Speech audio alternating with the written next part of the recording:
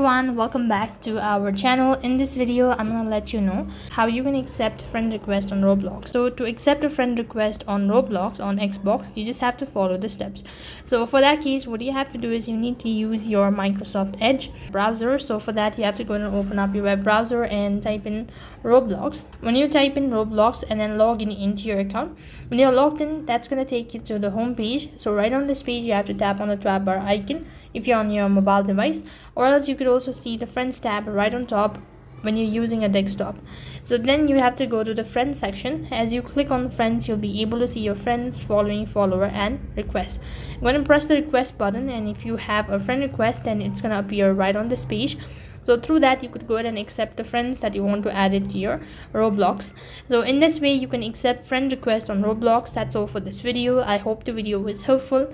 Make sure to like, share and subscribe to our channel. Thank you for watching. See you in the next video.